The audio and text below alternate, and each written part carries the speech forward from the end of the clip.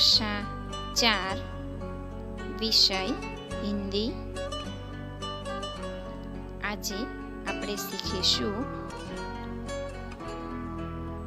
શાક સબ્જી કે નામ, એટલે કે શાક શાકભાજીઓના નામ આજે આપણે હિન્દીમાં શીખવાના છીએ।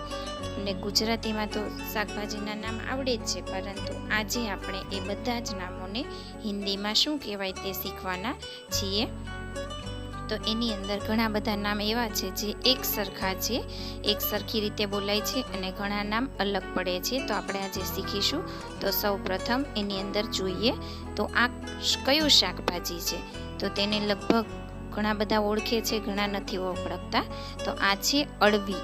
અળવીનું શાક થાય, જેને હિન્દીમાં આપણે કહીશું અરવી। ખાસ યાદ રાખજો, અળવી હિન્દીમાં અરવી કહેવાશે। ત્યાર પછી જોઈશું બીજું શાક। તો આને તો દરેક વિદ્યાર્થી ઓળખે છે। વિચારો વિચારો, શું કહેવાય ગુજરાતીમાં? તો છે ટામેટું। તો ટામેટાને આપણે હિન્દીમાં શું કહીશું? ટમાટર। તો તમારે યાદ રાખવાનું છે ટામેટું યાની કે ટમાટર। ત્યાર પછી આપણે જોઈશું આ શેનું ચિત્ર છે? આ છે તુરિયા। તો તુરિયાનું શાક તમે ખાઓ છો ને, તો હિન્દીમાં કહેવાશે તોરઈ અથવા તો તુરઈ। હિન્દીમાં બે છે, કોઈ પણ એક યાદ રાખવાનું છે, તોરઈ અથવા તો તુરઈ। એટલે તુરિયાનો હિન્દી શબ્દ તુરઈ, યાદ રાખજો। ત્યાર પછી આપણે જોઈશું પાલક, જેને પાલક અથવા તો પાલક પણ કહેવાય, પણ હિન્દીમાં કહેવાશે પાલક। હિન્દીમાં શું કહેવાશે? પાલક। ત્યાર પછી આનો શીરો બનાવે છે મમ્મી, શાક બનાવે છે, શું કહેવાશે? શક્કરિયા। શું કહેવાશે? શક્કરિયા। તો એને આપણે હિન્દીમાં કહીશું શક્કરકંદ। શક્કરિયાને હિન્દીમાં શું કહેવાશે? તો શક્કરકંદ કહેવાશે। જોડણી ખાસ યાદ રાખે દરેક વિદ્યાર્થી। ત્યાર પછી આ કાંટાવાળું શાકભાજી છે, જેને કંકોડા અથવા તો કંટોલા કહેવાશે, પણ હિન્દીમાં શું કહેવાશે? તો કંકોડા। હિન્દીમાં કંકોડા, ડા નીચે મુકતા બિંદી કરવાની છે, એટલે યાદ રાખજો તમે, કંટોલા યાની કે કંકોડા। ત્યાર પછી આ છે ફ્લાવર। ફ્લાવર તો બધાને ખબર છે, તો એને હિન્દીમાં શું કહેવાશે? ફૂલગોભી। ફ્લાવર યાની કે ફૂલગોભી। આ બધા જ હિન્દી નામ અને ગુજરાતી નામ તમારે યાદ રાખવાના છે। ત્યાર પછી જોઈશું દૂધી। દૂધીનું શાક બનાવે છે, જેને આપણે હિન્દીમાં કહીશું લૌકી। આ આપણે પહેલા પાઠમાં શીખી ગયા છીએ, દૂધી યાની કે લૌકી। ત્યાર પછી જોઈશું કાંદા ડુંગળી। ડુંગળી, કાંદા ગુજરાતીમાં, અને હિન્દીમાં કહેવાશે પ્યાઝ। પ્યાઝ।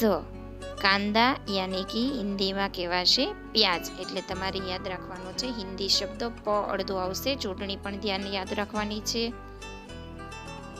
ત્યાર પછી રીંગણ।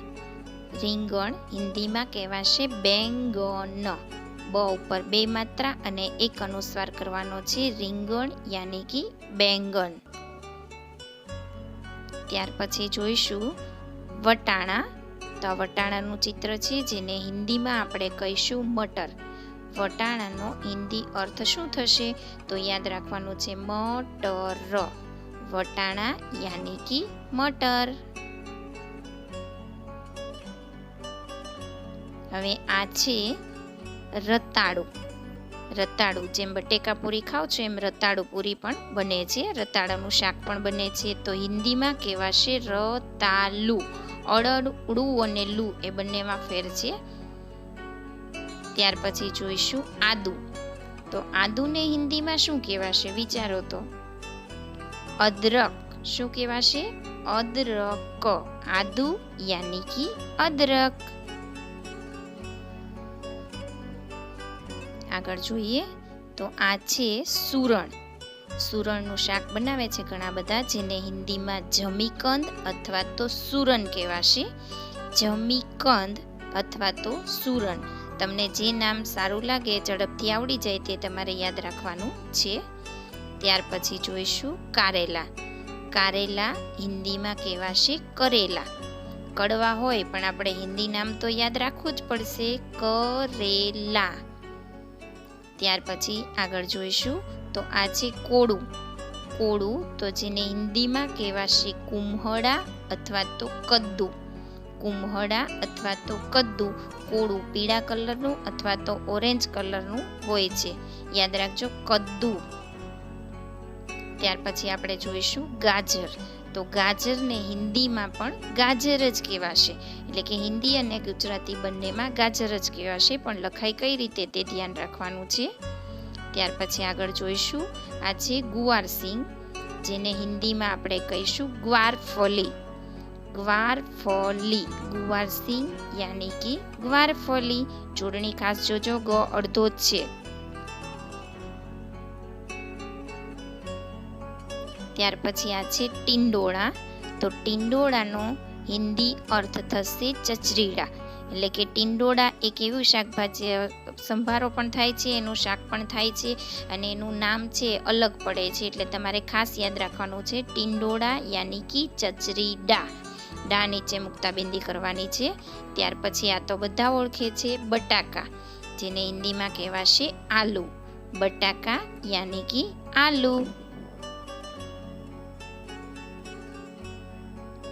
ત્યાર પછી પરવળ, જેનું શાક બને છે, જેને હિન્દીમાં કહેવાશે પરવલ. ગુજરાતીમાં પરવળ અને હિન્દીમાં પરવલ, અળ અને લ ધ્યાન રાખવાનું છે. ત્યાર પછી ફુદીનો. ફુદીનાને હિન્દીમાં શું કહેવાશે? તો પુદીના. ફુદીનાને હિન્દીમાં શું કહેવાશે? પુદીના. ખાસ યાદ રાખે.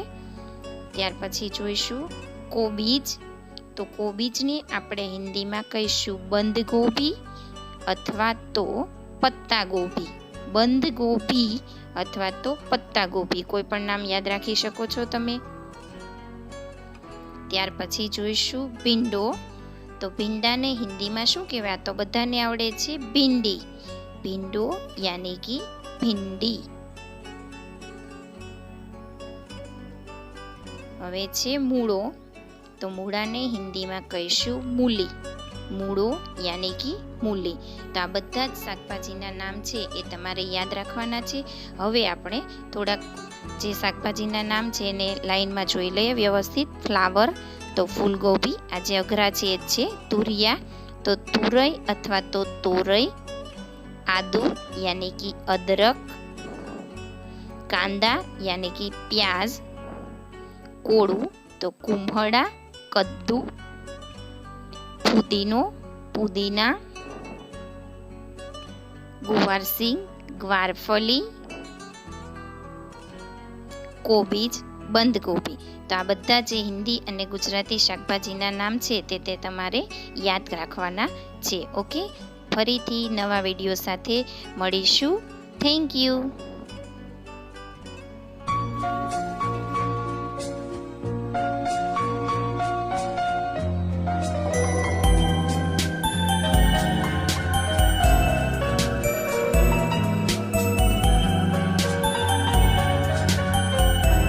Thank you.